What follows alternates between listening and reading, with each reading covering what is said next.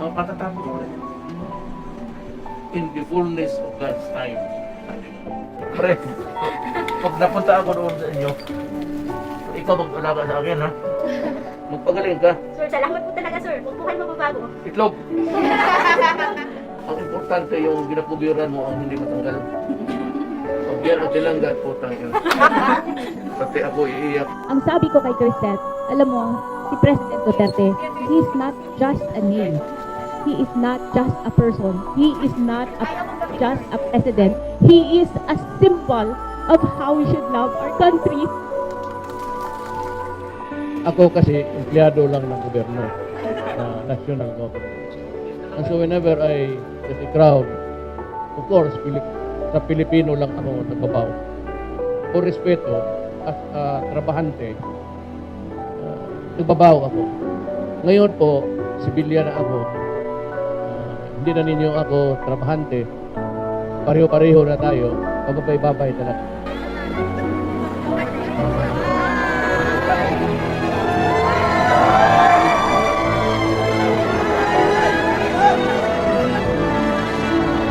Ito mga idol, panoorin po natin yung mga ginagawa ni Pangulong Rodrigo Duterte na hindi po natin nakikita sa mga ibang presidente.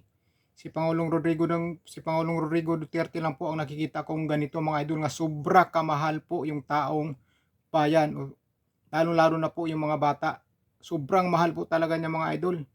Siya lang po ang nakikita kong presidente na dumadalaw sa mga kabataang may sakit o sa mga pasyenteng may sakit mga idol. Grabe mga idol. Kapag napanood nyo po ito, talagang tutululuhan nyo o madudurog yung puso nyo sa sobrang bait ni Pangulong Rodrigo Duterte sa mga bata. Ganun po kabait si Pangulong Rodrigo Duterte mga idol. Sayang at natapos na yung termino niya. Sayang po talaga mga idol. Nung pinapanood ko to yung mga idol, talagang napaluha po ako. Totoo po yan mga idol. Kaya panoorin yung mga idol ng maigi nang malaman nyo kung gaano kabait ang ating Pangulong Rodrigo Duterte.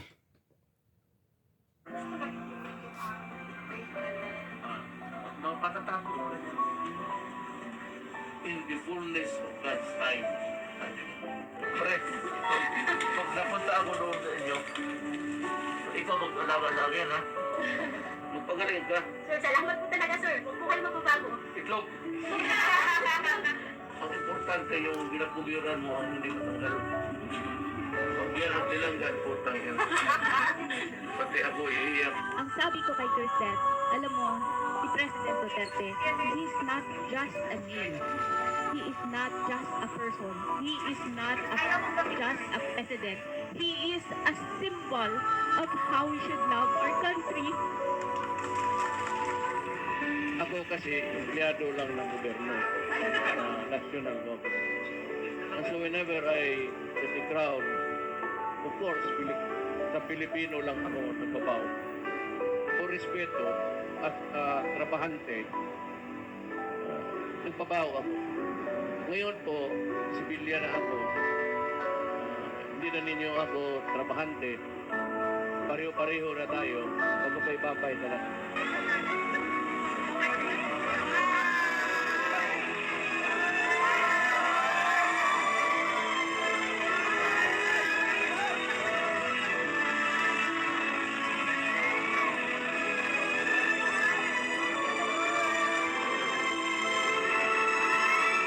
Kahit hindi na siya presidente, nakita naman ninyo kung gaano siya kamahal ng mga tao dito. Kahit hindi na siya presidente, remember, he is a symbol and he has taught us to love our country.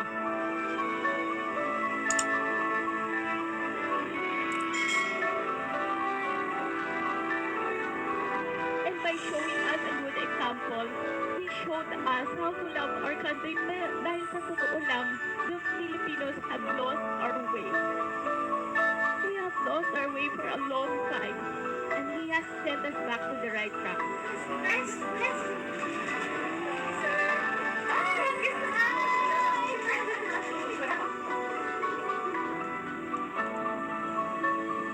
Marami nagpupunta sa akin, gano'n, advice.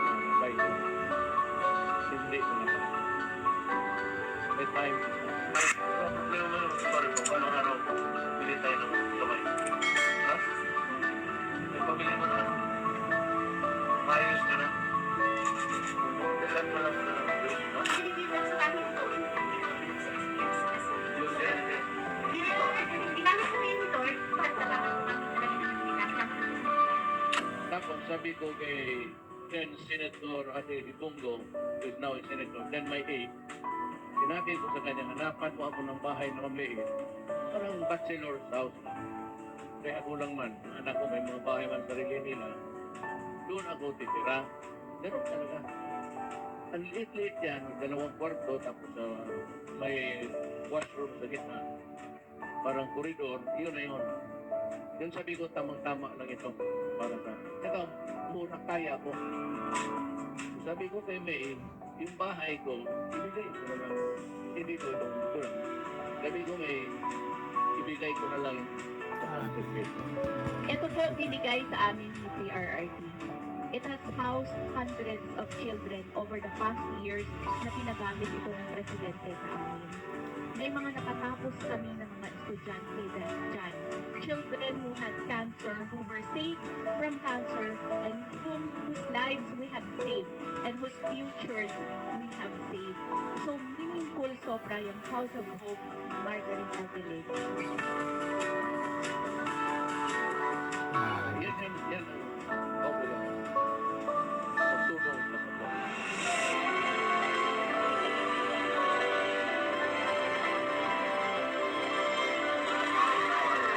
Million ito. I have 2 months in trying to accept the 5 million. Kasi kabalo ko, I know this is not really for us. This is for PRRT. And this is the reason why naisip ko that we're going to renovate the House of Hope Margarita Village.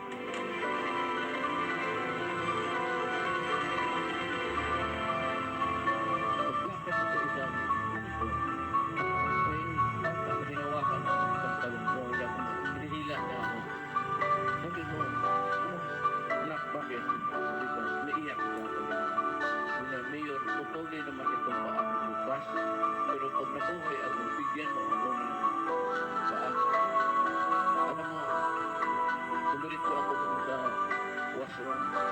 Pero, umiyak talaga ako. Rin ako pinalasa. Ang taray lang ang pula ako. Pinalitan ko, bata, sabi ko, tandaan mo. Pag wala ako maibigay sa iyo ng paa, itong isang paa, ipalipat ko sa iyo. Yan ang tandaan mo. So yun mga idol, napanood po natin mga idol kung gaano po kabait ang ating Pangulong Rodrigo Duterte, lalong-lalo na po sa mga batang may sakit. Ganon po kabait ang ating Pangulong Rodrigo Duterte mga idol na hindi po natin nakikita sa mga ibang presidente. Siya lang po ang gumagawa ng ganyan mga idol dahil mahal na mahal po niya ang taong bayan o ang bansa natin mga idol. Tapos itong mga taong gustong ipakulong si Pangulong Rodrigo Duterte, iwan ko kung ano ang nasa isip ng mga yan. 70 years old mahigit na si Pangulong Rodrigo Duterte. Hirap na po makatayo at makalakad at gusto pa nilang ipakulong. Ganun sila kalupit mga idol. Hindi nila nakikita yung ginagawa ni Pangulong Rodrigo Duterte na kabutihan sa tao. Dahil ang gusto nila mga idol ay ang mga pansariling interes nila sa kapangyarihan. Yung mga buaya na yan sa gobyerno natin mga idol, gusto nilang dikdikin ang mga Duterte, sila ni BP Sara, si Pangulong Rodrigo Duterte para mawala na yung tinik sa mga ginagawa nila ngayon. Wala nang hahadlang sa pagkabuaya nila ngayon. Grabe mga idol. Saan tayo makakita na presidente ganyan? At sayang lang talaga 6 years lang ang termino ni Pangulong Rodrigo Duterte sa pagkapresidente. Kaya yung mga buaya ngayon sa gobyerno natin mga idol, gusto nilang dikdikin si Pangulong Rodrigo Duterte at saka si BP Sara dahil ang mga Duterte po ang hadlang sa kanilang mga maling gawa o mga ginagawa. Mga Duterte lang po ang magiging tinik sa kanila. Kaya gusto nilang linisin ang mga Duterte at gusto nilang ipakulong. Pero hindi yan mangyayari mga idol dahil protektado po ang mga Duterte sa mga taong bayan. Mahal po ng taong bayan ang mga Duterte. Mahal po dahil Dahil sila lang po ang mga leader na tunay na nagmamahal sa sambayanang Pilipino. Sila lang po.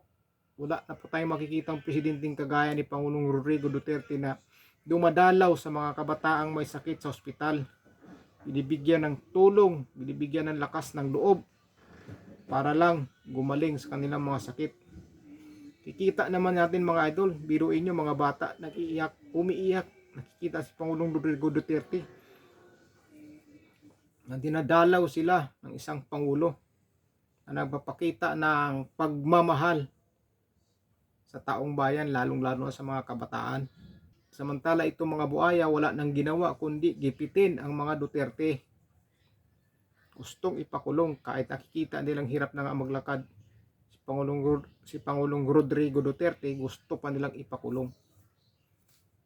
Pero ang masama mga idol, tandaan nyo, hindi po yan magtatagumpay. Hindi po yan magtatagumpay mga idol ang mga masasama sa kabutihan. Mananaig po ang kabutihan mga idol dahil hindi po yan sila magtatagumpay. At balang araw mga idol, babaliktad ang panahon, sila po ang makukulong. Sila. Tandaan po natin yan mga idol. Darating ang panahon. Ang karma po, mabilis lang po ang karma. Mabilis lang po. Hindi po habang buhay kayo nandyan sa posisyon nyo. Ang taong bayan po ang maghuhusga kung kailan kayo nandyan at kailan kayo tatanggalin. Tandaan nyo yan. Taong bayan na nagluklok sa inyo, taong bayan na nagpapasweldo sa inyo, taong bayan pa ang nanakawan nyo. Ganun sila kalupit mga idol. Nakakadismaya mga idol. Kadismaya, kaya solid Duterte po tayo mga idol dahil sila lang po ang pag-asa ng ating bansa, ating mamamayang Pilipino. So yun lang mga idol, kaya kung bago lang kayo sa channel ko, huwag sana kalimutan mag-subscribe mga idol kung solid supporters kayo ng mga Duterte. At huwag sana kalimutan mag-like sa ating video mga idol para maraming makapanood. Ingat po kayo mga idol, God bless po sa inyo, solid po tayo mga idol.